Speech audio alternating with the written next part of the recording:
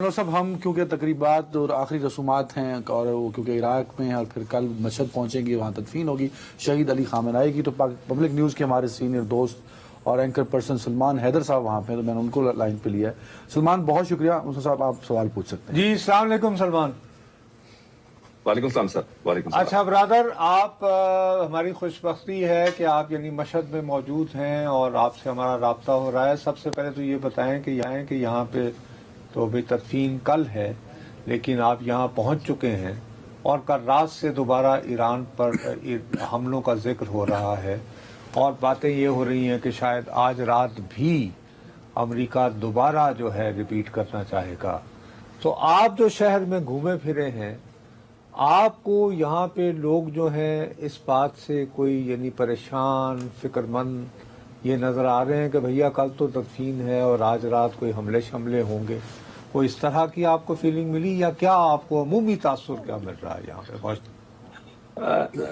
رستم، میں صبح تہران سے مشہد پہنچا ہوں اور میں نے کوشش کی ادھر لوگوں سے بات کرنے کی، انٹرنیشنل جرنلسٹ بھی ہمارے ساتھ موجود ہیں۔ آپ یقین جانیں کہ مجھے آپ کے پروگرام کا تھا تو میں بہت دور ایک جگہ پر تھا اور اس تقریباً 6-7 کلومیٹر دور تھا شرائن سے، یعنی امام رضا علیہ السلام کے روزے کے قریب سے، بہت کافی دور جگہ پہ موجود تھا اور دل دھرنے کی جگہ نہیں ہے اس وقت۔ اچھا۔ اور میں اولڈ مشہد کی سڑکوں کے اندر تھا، ان بازاروں میں، بازار رضا کی بات نہیں کر رہا میں، دیگر بازاروں کی بات کر رہا ہوں جو بہت ہی پرانے بازار ہیں، اور بازاروں میں بچوں کے ساتھ مائیں شاپ، پتہ سب کو ہے، یہ میں آپ کو بتا دوں، اتنی ویل انفارمڈ قوم نا، میں کہتا ہوں کہ میرے 9 دنوں میں میں نے ان کو دیکھا ہے، یہ ایک ایسی ان کے پاس خبر پہنچتی ہے ہر چیز کی، کیا خاتون ہو، کیا بچے ہوں، کیا جوان ہو، کیا بوڑھے ہوں، یعنی ہم سے زیادہ بالکل ریئل ٹائم پہ انفارمڈ ہوتے ہیں۔ سر اسی طرح بازار کھلے، وہ اپنے شاپنگ کر رہے ہیں، بچوں کی چیزیں لے رہی ہیں، ٹینجریز لے رہے ہیں، کھلونے لے رہے ہیں، یہ سب کچھ کر رہے ہیں۔ میں نے ان سے پوچھا، انہوں نے کہا جی ہمارا صرف اور صرف فوکس نا الوداعی رخصتی ہے جناب خامنہئی صاحب کی۔ وہ لیسٹ بادر کہ ٹرمپ حملہ کرتا ہے نہیں کرتا ہے، امریکہ ہمیں کیا کرے گا، ہم نے اس کا جواب کیا دینا ہے۔ ہم پہلے ہی کسی ایم او یو کے حوالے سے اتنے کو پر امید ہیں بھی نہیں۔ ٹرمپ نے اس سے پہلے بھی کئی بار وعدے کیے اور اس کے بعد اس کو توڑا بھی ہے، تو ہم بہت ریڈی ہیں۔ سلمان سوری، قطع کلامی کی معافی چاہتے ہوئے آپ یہ کہہ رہے ہیں کہ وہاں ایرانی عوام کے یہ خیالات ہیں کہ ایم او یو سے ہم بہت پر امید بتا رہے ہیں۔ اچھا جی نہیں سلمان، وہ آپ نے بات ایکسپلین کر دی۔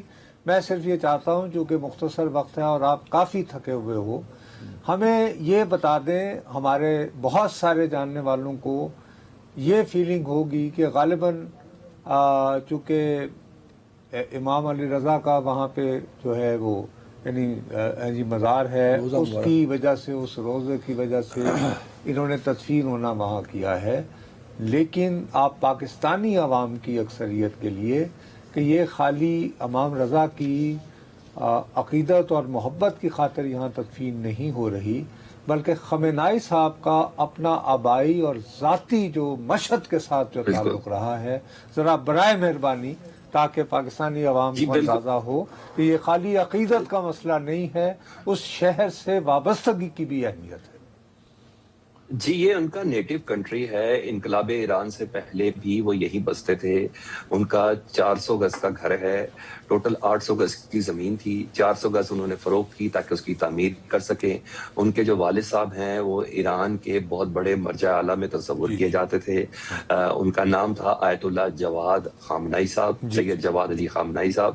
میں بھی تھوڑی دیر پہلے ان کے گھر پر ہی موجود تھا اور میں نے پورے اس گھر کی ہسٹری، پرانا جو ایران ہے مشہد کا پرانا جو علاقہ ہے اس کے اندر وہ ان کا وہ گھر ہے، آبائی گھر، اس کے بعد اس گھر کو کچھ عرصے کے لیے انہوں نے فروخت کیا اور تہران میں جا کے انہوں نے اپنا گھر بنایا، جس کو حالیہ طور پر آپ کو پتا ہے کہ 28 فروری کو امریکی بمبارمنٹ جس کے اوپر کی گئی تھی۔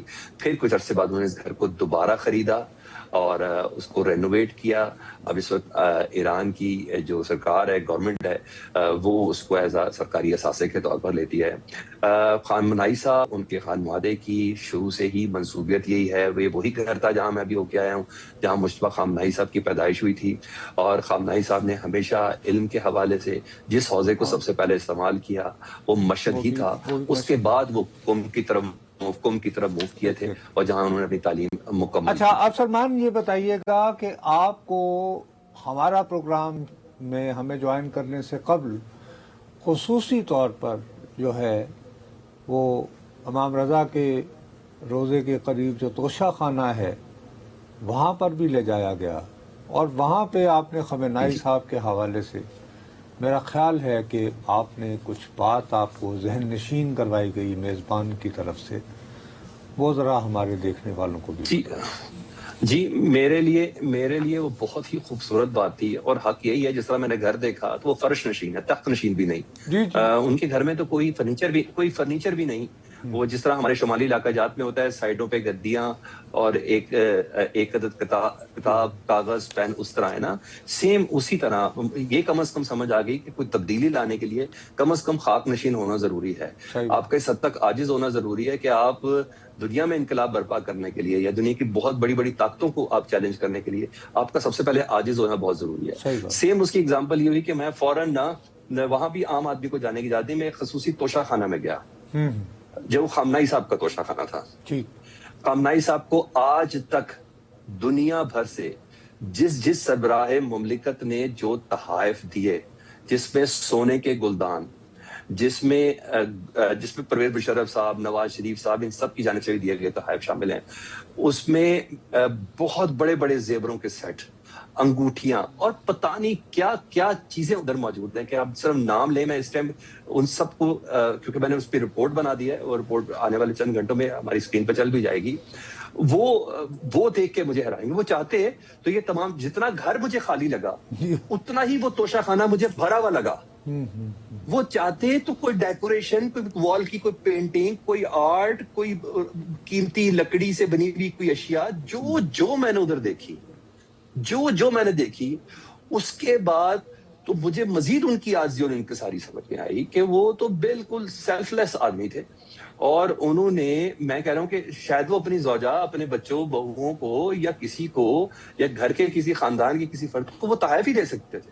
میں آپ کو کیا بتاؤں، یہ کویت کے سربراہ کا سونے سے لدا ہوا ایک اتنا بڑا سیٹ، اتنا میں کہہ رہا ہوں وہ ڈیکوریشن پیس، قطر کے سربراہ کا، بار جسے کہتے ہیں عمان کے سربراہ کا، پاکستان کی طرف سے دیے ہوئے، وہ انہوں نے ایسا اعزاز کے طور پر رکھے ہوئے ہیں.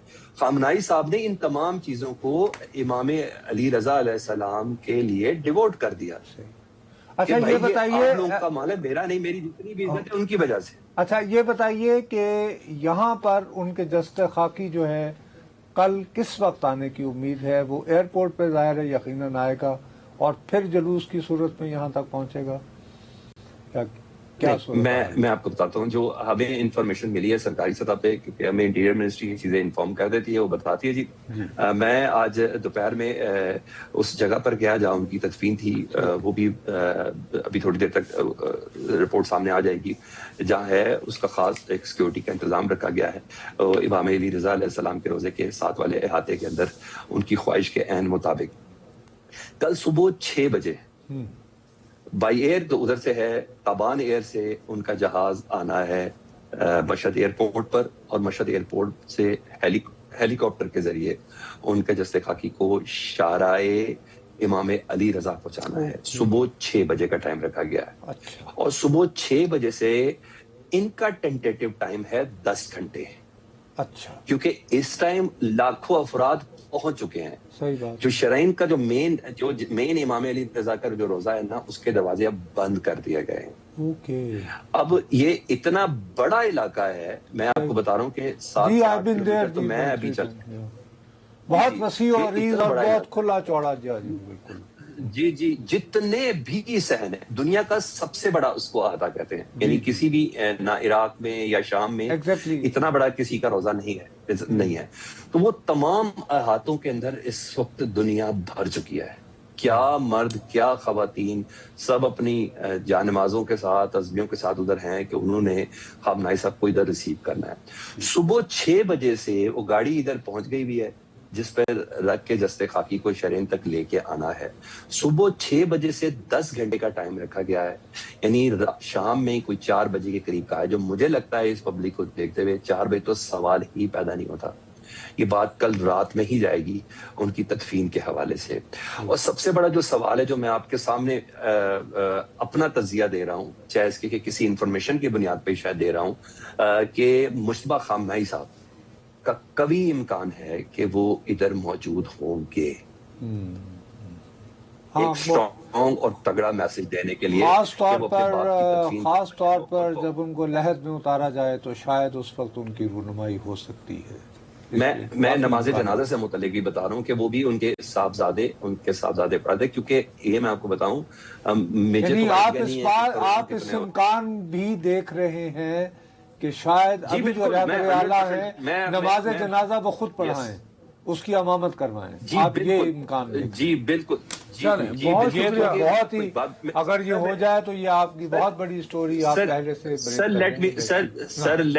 لیٹ می کمپلیٹ ایک نہیں پلیز جس طریقے سے پچھلے 7 دنوں کے اندر ایران کی عوام 3 دن تہران میں, اس کے بعد قم میں, اور جو فقید المثال اس وقت کربلا معلیٰ اور نجف میں ان کا استقبال ہوا ہے, وہ جو ہوا ہے نا سر, اس کو جسے کہتے ہیں وہ دو آتشہ ہو جائے گی چیز. صحیح, کیونکہ اس موقع پر سلمان بہت شکریہ, ٹائم ختم. بالکل I totally agree with you. اپنا خیال رکھیں بھیا, بہت بہت شکریہ.